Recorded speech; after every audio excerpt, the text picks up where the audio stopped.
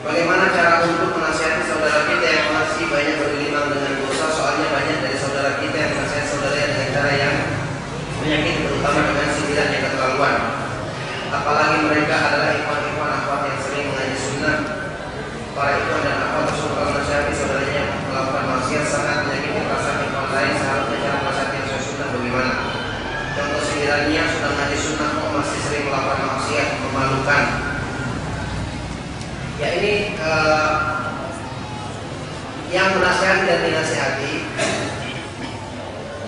harusnya berusaha untuk takut kepada Allah Subhanahu wa Ta'ala. Orang yang menasihati harusnya dia bersyukur, dia tidak dipuji dengan apa yang menimpa saudaranya.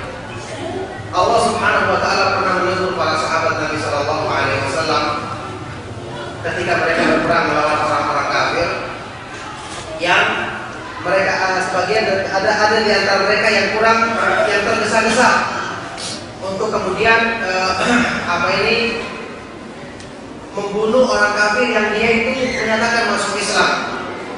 Allah Subhanahu wa Ta'ala menyebutkan dalam Al-Qur'an, "Kadzalika kuntum min qablu fatabayyanu." Demikianlah keadaan kalian juga seperti itu dulunya. Maka telitilah, artinya hendaknya kita ingat bahwa kita pun juga pernah ditimpa keadaan seperti itu. Maka bagaimana kalau seandainya kita yang berposisi atau menjadi seperti mereka, na'udzubillah min dzalik. Waktu kita yang tenggelam dalam maksiat, waktu kita yang sedang turun semangat kita dalam beramal, tentu kita juga ingin dikasihani, tentu kita ingin dilemah lembuti. Bukankah merupakan konsekuensi iman?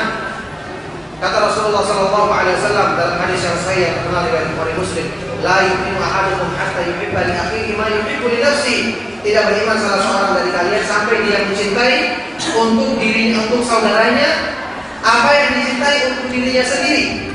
Dalam hadis yang lainnya riwayat Imam Muslim, Rasulullah SAW, "Man ahabba minkum an yudkhala al-jannata wa yuzahzaha 'anil nar falta'tihi maniyatuhu wa huwa yu'minu billahi wal yawmil akhir wal ya'ti ila an-nasi alladhi yuhibbu an yu'ta ilaihi." Barang siapa di antara kalian yang ingin dimasukkan ke dalam surga dan dijauhkan dari neraka, maka hendaknya ketika dia meninggal dunia dalam keadaan beriman kepada Allah dan hari kemudian, dan hendaknya dia suka memperlakukan manusia dengan perlakuan yang dia ingin manusia berbuat kepadanya. Maka menasihati dengan cara yang keras, yang kasar, tentu manfaatnya atau pengaruhnya akan semakin sedikit. Justru orang yang dinasihati belum menerima tapi dia sudah tersinggung duluan. Maka di sini perlu dipahami bahwa menasihati, apalagi kalau kita nasihati saudara kita sama ahlu sunnah, tujuan kita adalah untuk menyadarkan dia agar kembali kepada Allah. Tapi jangan sampai dengan cara-cara kita yang keras justru semakin menjauhkan kita dari Allah Subhanahu wa Ta'ala. Rasulullah SAW pernah bersabda, "La takun'una li syaitani ala akhikum." Janganlah kamu menjadi penolong syaitan untuk menjerumuskan saudaramu. Orang menasihati, sebagian orang salah paham, dikira menasihati tujuannya sekedar iqamatul hujjah. Yang penting menegakkan hujjah, bukan. Ini termasuk tujuan, tapi yang paling utama adalah untuk menyadarkan dia. Maka gunakan cara-cara yang kita bisa menolong dia untuk kembali kepada kebenaran. Misalnya dia termasuk orang yang malu kalau ditegur di depan umum, tegur di belakang. Misalnya dia termasuk orang yang tidak suka menerima nasihat terang-terangan, sebutkan dalam bentuk sindiran. Kalau ada yang bertanya, kok sulit sekali kita ingin menasihati orang? Jawabannya memang menasihati itu amal yang berat. Tugasnya para Nabi alaihi wassalam mengajak manusia ke jalan Allah itu pahalanya besar. Maka berarti perjuangannya untuk bisa melakukannya pun juga membutuhkan kesungguhan dari manusia. Di samping kita menasihati, kita berdoa di belakangnya, ya Allah mudahkanlah dia untuk mendapatkan hidayah. Dan oleh karena itu penasehat haruslah orang-orang yang ikhlas dalam nasihatnya, bukan sekedar ingin menampakkan kepintarannya, apalagi untuk sekedar membalas dendam, menjelek-jelekkan orang lain, bukan. Tapi nasihat yang ikhlas itu mudah untuk masuk.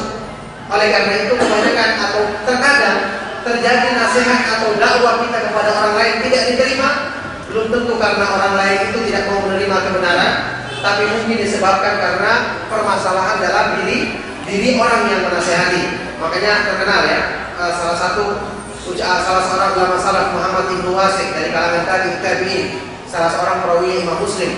yang sangat terpercaya dalam riwayat hadis Nabi SAW, dia pernah menegur seorang penceramah, pemberi nasihat, dengan ketika dia pernah didatangi oleh seorang penceramah untuk meminta menanyakan sebab kenapa nasihatnya kepada para manusia tidak berpengaruh.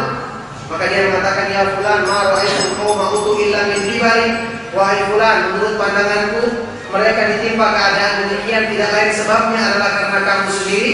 Inna dzikra idza kharaja minal qalbi wa fa'ala qalbi. Karena sungguhnya peringatan atau nasihat itu kalau ikhlas bersumber dari dalam hati, maka akan mudah masuk ke dalam hati manusia. Nah, oleh karena itu ini perlu diperhatikan dalam nasihat. Kita menasihati tujuannya adalah agar kita menjadi penolong saudara kita untuk kembali ke agama Allah Subhanahu wa taala. Maka jangan dirusak amal yang baik ini dengan sikap-sikap yang tidak benar.